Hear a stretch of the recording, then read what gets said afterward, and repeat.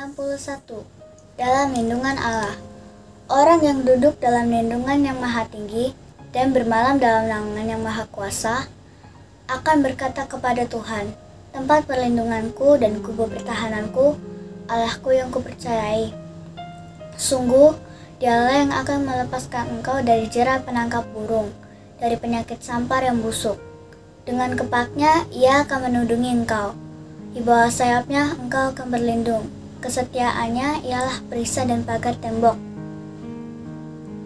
Engkau tahu saat takut terhadap kedahsyatan malam, terhadap panah yang terbang di waktu siang, terhadap penyakit sampar yang berjalan di dalam gelap, terhadap penyakit penular yang mengamuk di waktu petang. Walau 1.000 orang rebah di sisimu dan 10.000 di sebelah kananmu, tetapi itu tidak akan menimpamu. Engkau hanya menontonnya dengan matamu sendiri dan melihat pembalasan terhadap orang-orang fasik. Sebab Tuhan ialah tempat perlindunganmu, yang maha tinggi telah kau buat tempat perteduhanmu. Malapetaka tidak akan menimpamu, dan tulah tidak akan mendekat kepada kemahmu, sebab malaikat-malaikatnya akan diperintahkannya kepadamu untuk menjaga engkau di segala jalanmu. Mereka akan menatang engkau di atas tangannya, supaya kakimu jangan terantuk kepada batu. Singa dan ular tedung akan kau langkahi. Kau akan menginjak anak singa dan ular naga. Sungguh, hatinya melekat kepadaku. Maka aku akan meluputkannya. Aku akan membentenginya sebab ia mengenal namaku. Bila ia berseru kepadaku, aku akan menjawab. Aku akan menyertainya dia dalam kesesakan. Aku akan meluputkannya dan memuliakannya. Dengan panjang umur akan kukenyangkan dia, dan akan kuperlihatkan kepadanya keselamatan daripadaku. Pentakosta ketiga. 1. Pentakosta ketiga adalah pencurahan Roh Kudus yang dahsyat di zaman ini, melebihi yang terjadi di Azusa Street. 2. Pentakosta ketiga akan mengakibatkan penuaian jiwa yang terbesar dan yang terakhir sebelum Tuhan Yesus datang kembali. 3. Pentakosta ketiga akan membangkitkan generasi Yeremia, yaitu anak-anak muda yang dipenuhi Roh Kudus, cinta mati-matian kepada Tuhan Yesus, tidak kompromi terhadap dosa dan akan bergerak untuk memenangkan jiwa. 4. Pentakosta ketiga lahir di Indonesia dan bergerak ke bangsa-bangsa. Gerakan ini dari timur ke barat dan akan kembali ke Yerusalem. 5. Pentakosta ketiga akan memberikan kuasa untuk menyelesaikan amanat agung, dan setelah itu Tuhan Yesus akan kembali. Kami mau berdoa. Tuhan Yesus masih, kami mau mulai ibadah online hari ini. Berkatilah Tuhan dalam nama Tuhan Yesus. Haleluya, amin. Oke. Shalom adik-adik. Shalom. Kenapa lemah sekali? Kan ini belum lihat nih lambaian tangannya. Sekali lagi boleh ya? Oke, 1, 2, 3. Shalom adik-adik. Shalom. Oke. Siapa yang siap untuk memulai ibadah? Coba lambaikan tangannya. Oke. Yuk duduk yang rapi. Kita mau mulai ibadah kita. Adik-adik, yuk lipat tangannya, tutup matanya. Kita mau angkat pujian. Kita mau sama-sama bilang kita mau datang sama Tuhan Yesus dengan hati yang baru. Yuk Kak.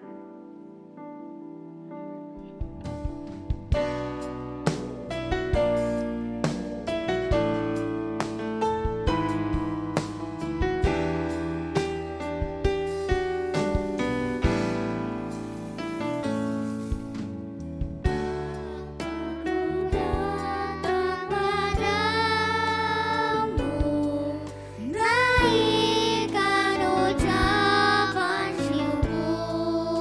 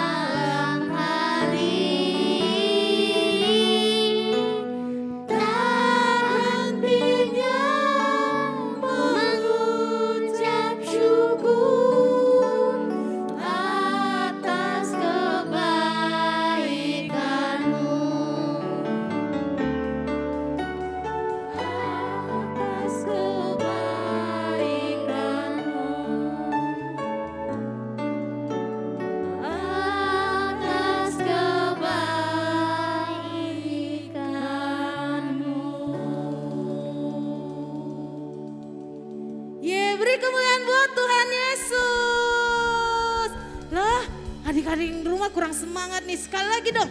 Beri kemuliaan buat Tuhan Yesus. Semua suarakan haleluya. Haleluya. Kurang semangat, semua tangan kanannya ke atas katakan haleluya ya. 1, 2, 3. Haleluya. Kita mau angkat pujian. Siapa di sini semuanya lagi bergembira? Oke, kita mau angkat pujian. Hatiku penuh nyanyian. Semua tepuk tangan yuk adik-adik di rumah yuk.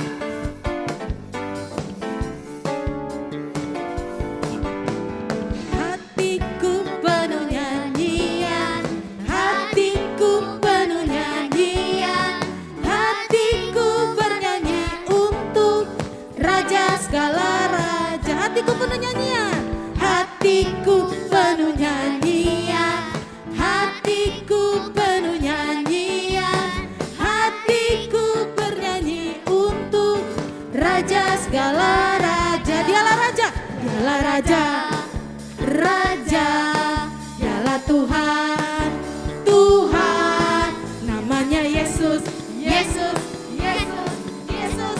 Oh, segala raja. Kita angkat pujiannya sekali lagi. Hatiku penuh nyanyian, hatiku penuh nyanyian, hatiku bernyanyi untuk Raja segala raja. Hatiku, hatiku penuh nyanyian, hatiku penuh nyanyian, hatiku bernyanyi untuk Raja segala raja. Dialah Raja, dialah Raja, Raja, dialah Tuhan, Tuhan. Namanya siapa? Namanya Yesus, Yesus, Yesus, Yesus. Oh, segala raja mendidih di hati, mendidih di hati, mendidih di hatiku. Ku selalu bernyanyi, ku selalu bersuka, hilanglah susahku. Ku tak dapat mengerti maksud Tuhan sebelum ku dengar. Mendidih, mendidih, mendidih, mendidih, mendidih di hatiku. Stop dulu deh, stop dulu. Gerakan mendidih itu seperti apa sih? Coba contohin yuk, kita bilang mendidih gimana? Tangannya begini, turun ke bawah. Oke, semua adik-adik di rumah ikutin ya. Oke, semuanya turun sampai ke bawah.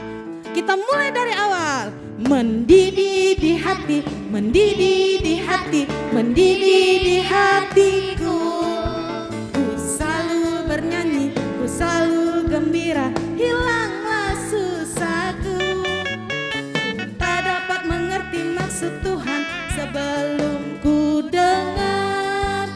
Mendidih, mendidih, mendidih, mendidih, mendidih di hatiku. Mendidih lagi. Mendidih, mendidih, mendidih, mendidih, mendidih di hatiku. Hore, katakan haleluya. Kita angkat pujian. Siapa di sini masih bersyukur buat kemuliaan Tuhan, buat hadirat Tuhan? Kita mau angkat pujian, segala puji syukur. Ya, tepuk tangannya semua adik-adik yang di rumah yuk. Jangan sukacita.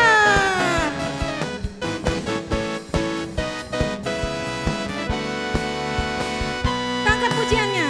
Segala puji syukur hanya bagimu Tuhan, sebab Kau yang layak dipuja. Kami mau bersorak, tinggikan namamu. Haleluya. Kita katakan sekali lagi, segala puji syukur. Segala puji syukur hanya bagimu Tuhan, sebab Kau yang layak dipuja. Kami mau bersorak, tinggikan namamu. Haleluya. Katakan soraklah haleluya. Soraklah haleluya. Soraklah haleluya. Haleluya. Sekali lagi katakan soraklah. Soraklah haleluya, soraklah haleluya. Haleluya. Kalau Indah maunya tepuk tangan deh semuanya. Ayo adik-adik di rumah tepuk tangan. Kita katakan sorak haleluya. Ayo semua tepuk tangannya di atas kepalanya. Kita nyanyikan sama-sama ya. Soraklah haleluya. Soraklah haleluya. Haleluya. Sekali lagi lebih sungguh-sungguh katakan soraklah. Soraklah haleluya, Soraklah haleluya. Haleluya. Ayo lompat semuanya katakan soraklah. Haleluya. Soraklah haleluya. Haleluya.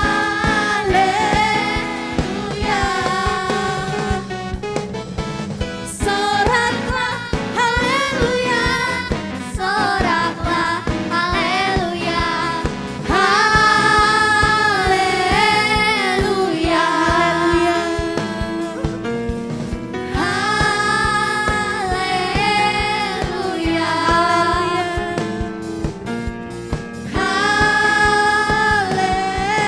Haleluya. Beri kemuliaan buat Tuhan Yesus. Katakan haleluya.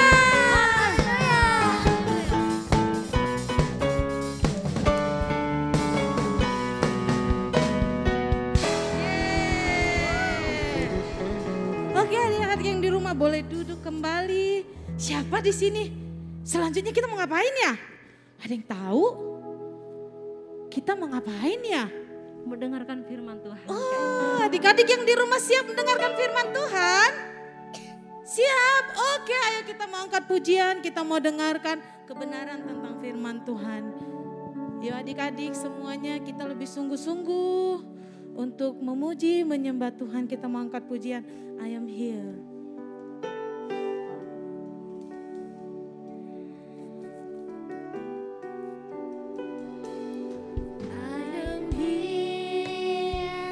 Because of your grace, I am here. Because of your love, Lord Jesus, I am so thankful for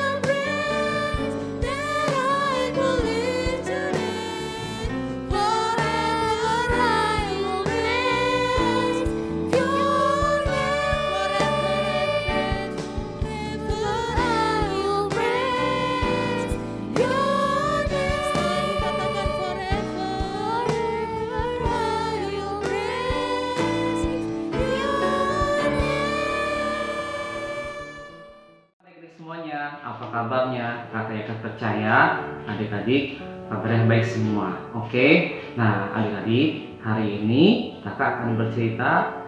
Ada seorang di Alkitab ya, ada seorang ibu. Nah, sebelumnya kamu tanya nih, minggu lalu cerita tentang apa ya adik-adik ya? Siapa yang ingat? Iya, benar, minggu lalu cerita tentang Yusuf. Hari ini kita mau belajar dari seorang ibu.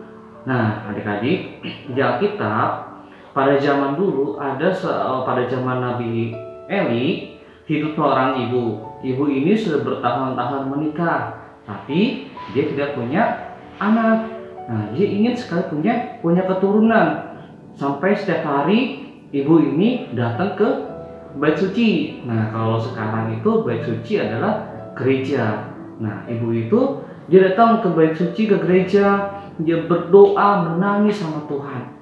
Untuk apa? Dia pengen punya seorang anak.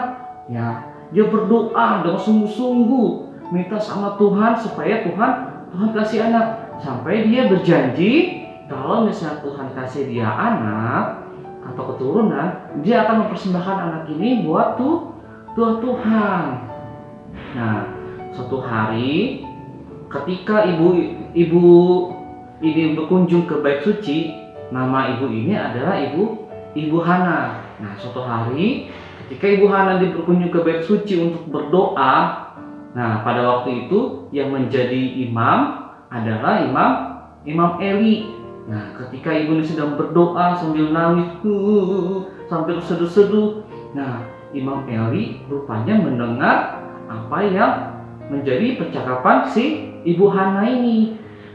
Nah, kira-kira ketika Imam Eli mendengar suara tangis Ibu Hana, Imam Eli berpikir, aduh, jangan-jangan Ibu Hana ini sedang mabuk, karena suaranya sampai teriak-teriak, sampai sangat histeris untuk berdoanya. Nah, tapi Ibu Hana ini bilang, tidak Imam Eli, saya tidak mabuk, tapi saya sedang berdoa. Saya minta seorang putra. Saya ingin sekali punya anak, punya keturunan. Nah, pada waktu itu Imam Eli bilang bahwa dia akan punya keturunan.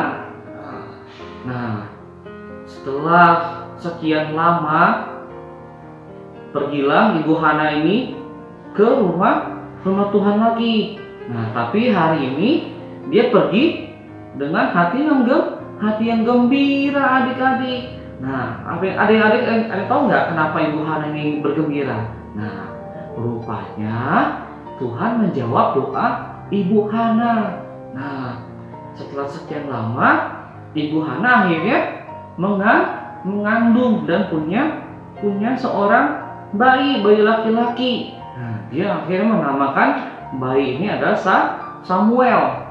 Namun karena Ibu Hana ingat dengan janjinya akan Tuhan, dia memberikan Samuel ini untuk bekerja di bait Allah di bawah pengawasan Imam Eli. Nah, ketika harinya tiba, Samuel kecil bertumbuh menjadi Samuel dewasa.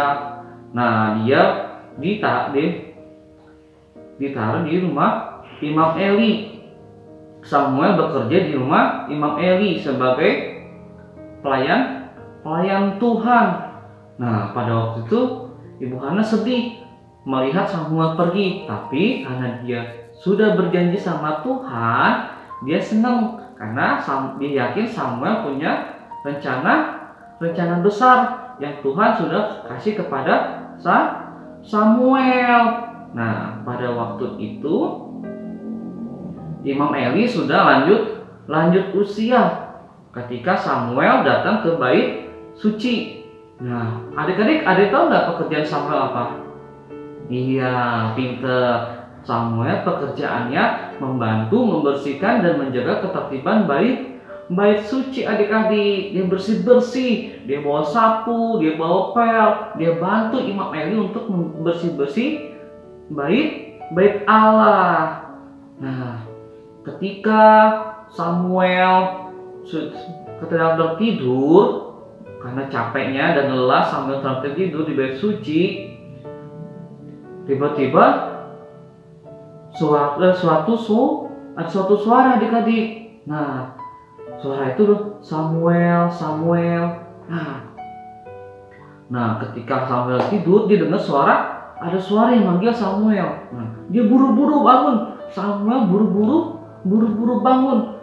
Dia kira Imam Eli manggil Samuel ya. Dia datang ke Imam Eli. Dia datang ke Imam, Bapak, engkau manggil saya, ada apa?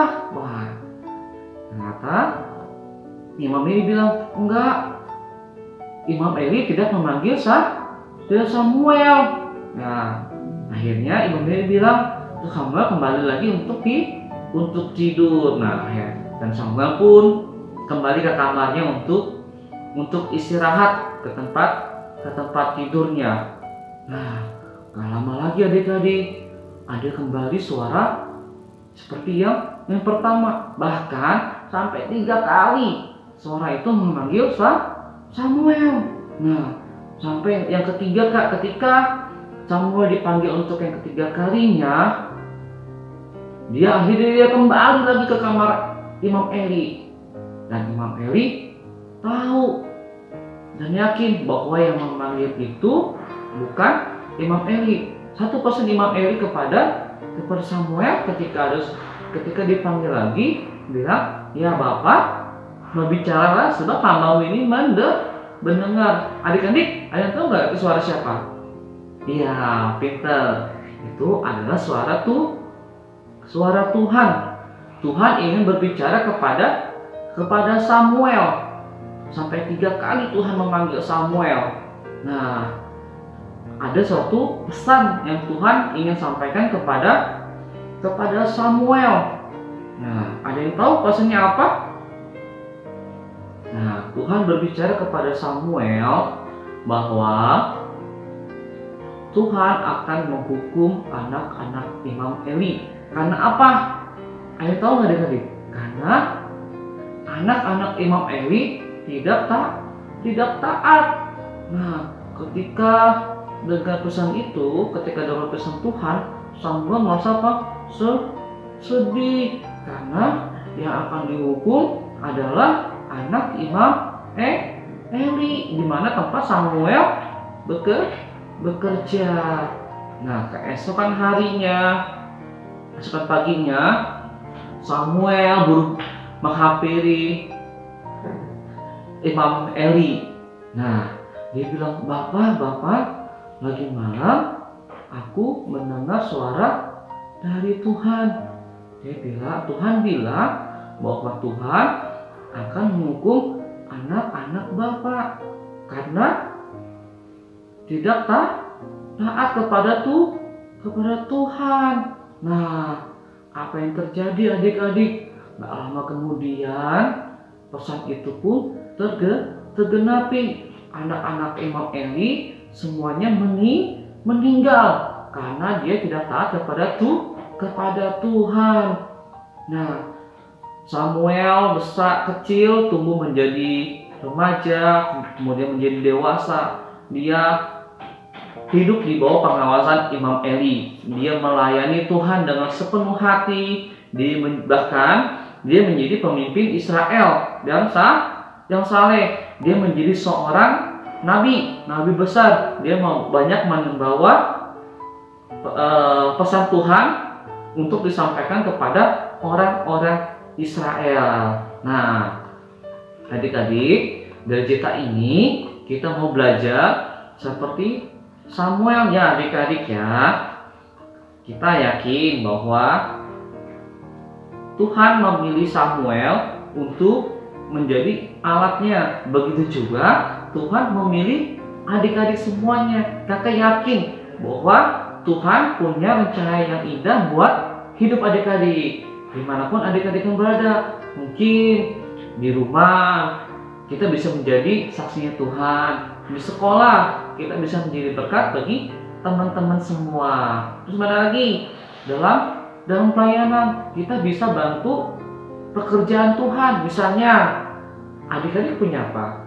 Punya mulut, punya punya mata, punya tangan. Kita bisa berdoa buat menopang pekerjaan Tuhan. Terus kalau apa? Terus kalau misalnya kita di gereja ada yang kotor, kita bisa bantu bersih. Nah, apapun yang menjadi panggilan kita, kakak yakin bahwa Tuhan punya rencana indah buat kehidupan adik-adik. Seperti Samuel. Tuhan telah memilih Samuel dan Tuhan juga yang akan memilih adik-adik untuk menjadi alatnya. Demikian kita dari kakak. Tuhan Yesus memberkati. Sampai jumpa minggu depan. Dadah. Teman-teman, mari kita berdoa. Tuhan Yesus, terima kasih kami sudah selesai ibadah. Berkati Tuhan Yesus kami kesehatan kuatan. Dan juga Tuhan Yesus berkati Tuhan Yesus COVID-19 di Indonesia segera pulih dan COVID-19 menghilang. Berkati juga para pasien yang sakit, berikan kesembuhan mereka Tuhan Yesus supaya mereka terhindar dari COVID-19 lagi. Dan juga berkati para tenaga medis Tuhan Yesus, berkati mereka supaya mereka dapat merawat pasien yang sakit. Berkati mereka kekuatan dan kesehatan Tuhan Yesus. Tuhan Yesus, kami juga mau berdoa untuk Mama dan Papa kami. Berkati Mama dan Papa kami kesehatan dan kekuatan untuk bekerja walaupun pada masa PPKM atau COVID-19. Tuhan Yesus berkati juga kakak-kakak sekolah minggu kami. Berkati mereka juga kesehatan kekuatan dalam melayani sekolah minggu. Berkati juga teman-teman kami Tuhan Yesus. Berkati mereka kesehatan dan kekuatan Tuhan Yesus supaya terhindar dari COVID-19. Dan juga Tuhan Yesus berkati teman-teman kami yang mungkin sedang sakit atau terkena COVID. Berkati mereka supaya mendapatkan kesehatan dan kekuatan kembali. Supaya mereka dapat beraktivitas seperti biasa. Tuhan Yesus berkati COVID-19 hilang supaya kami dapat sekolah minggu bareng-bareng seperti tahun lalu. Berkati juga COVID-19 segera hilang. Dan juga berkati Presiden dan Wakil Presiden kami Tuhan Yesus. Berkati mereka kesehatan kekuatan untuk menjaga bangsa ini Tuhan Yesus. Untuk memimpin bangsa Indonesia juga Tuhan Yesus. Terima kasih Tuhan Yesus. Kami sudah berdoa dan mengucap syukur. Ya, amin. Anak-anakku, buka hatimu, angkat kedua tanganmu ya. Terimalah berkat surgawi, berkat kasih karunia yang melimpah-limpah dari Allah Bapa. Dalam Anak Tunggal Yesus Kristus Tuhan memberkati engkau, menyinari engkau, dan diperhadapkan wajahnya kepadamu dengan masa depan yang penuh dengan harapan. Mulai saat ini sampai Maranatha, Tuhan Yesus memberkati. Yang percaya dan diberkati Tuhan katakan, amin.